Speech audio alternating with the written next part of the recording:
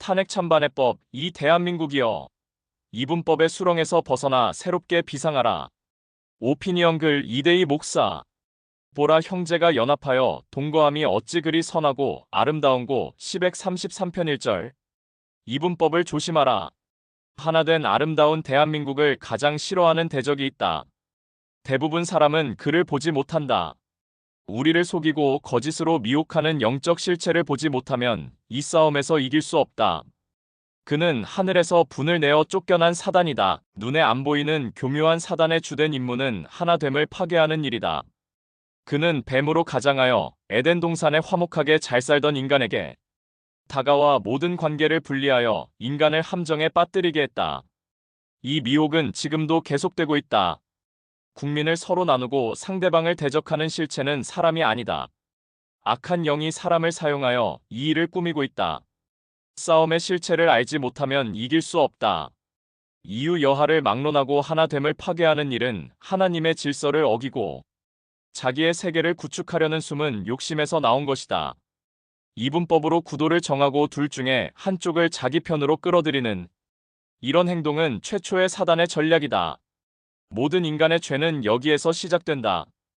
이것을 우리는 인본주의라고 말한다. 자기의 편의주의로 선택하고 해석하는 시도로 여기에 합류하면 안 된다. 하나됨을 파괴하는 행동은 분명히 악한 것이다. 우리는 이 계략을 잘 분별하고 함정에 빠지지 말아야 한다.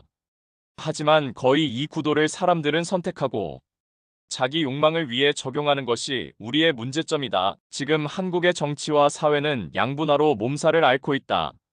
진보와 보수 이름으로 국민이 양극단에서 자기 주장을 하는 대결 구도가 점차 심각해지고 있다. 이것은 인간이 사는 곳에는 늘 일어나는 일상의 일들이지만 요즘에는 그 강도가 심해지는 경향이 있다. 특히 한국인에게 이분법 구조가 형성된 것은 정치적, 역사적, 공간적 배경을 이해해야 한다. 지정학적으로 남과 북으로 나누어져 전쟁 중에 있기에 분리와 이분법으로 생각하는 것이 자연스럽다. 청나라와 일본의 침략을 경험한 것과 전쟁을 경험한 세대는 경험적으로 이분법은 자연스럽게 몸에 체득된 우리의 생존의 수단이기도 했다. 교회도 그런 뿌리에서는 예외가 아니다.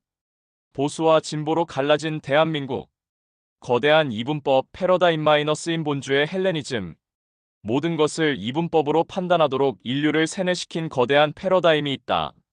수천 년 동안 세계 역사를 지배하면서 지금까지 인류를 괴롭히고 전쟁으로 나라를 파괴한 사상이 있는데 인본주의 헬레니즘이다.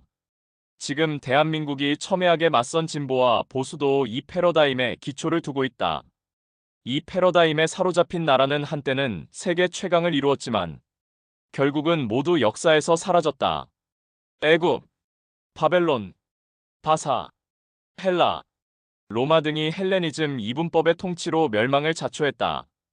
이분법의 뿌리는 인간의 자만과 탐욕이다.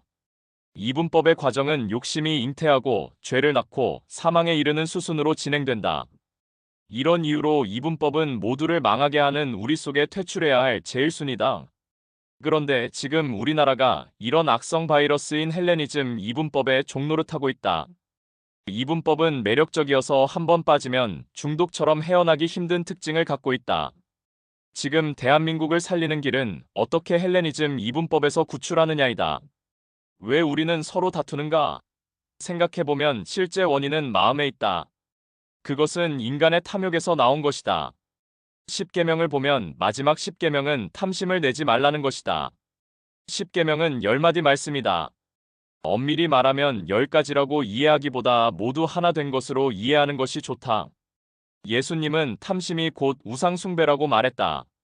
10계명 중에 1-3계명은 하나님에 대한 것으로 우상숭배와 관련이 있다. 안식을 지키지 못하는 것도 탐심 때문이다. 살인, 도적질, 거짓말, 간음, 거짓 증거 등은 모두 마음속에 있는 탐심에서 나온 것이다. 결국 양분화되어 서로 다투는 것은 외적인 형태와 보이는 것으로 갈등이 생기고 한편으로 서는 이유는 모두 마음의 욕심이 근원이다. 그런데 이것은 각자 마음속에 숨어 있기에 누구도 알아차리지 못한다. 이분법의 근원은 내적인 욕망이다. 탐욕과 우상숭배로 갈라 선 대한민국. 지금 우리는 국가의 운명이 법에 달려 있다고 생각하며 마지막 결정을 헌법재판소에서 위임하고 있다.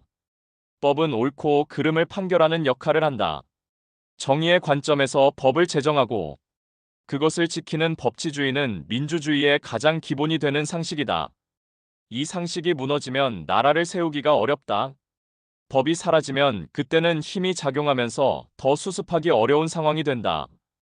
그래서 민의에 의해 법을 제정하고 법에 따라 실행한다. 이것이 가장 이상적인 국가의 모습이다. 문제는 인간이 정한 법이 모든 질서를 다 세울 수 없다. 왜냐하면 법은 최소한의 기본적인 국민의 약속이기 때문에 가능한 그 약속을 지키는 것이 합당하다. 문제는 우리가 법을 만든 사람이지만 우리 모두 지킬 수 없다. 그래서 성경에서는 하나님이 법을 우리에게 주신 이유는 모든 법을 다 지키라는 것이라기보다는 나는 법을 지키지 못하는 죄인이라는 것을 깨닫게 하기 위함이다. 법은 우리를 악에서 나를 제어하는 기능이 있다.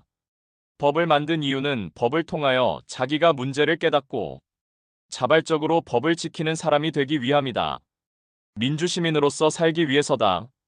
법 때문에 사람이 존재하는 것이 아닌 이웃을 사랑하고 자신을 사랑하는 사람이 되기 위함이다.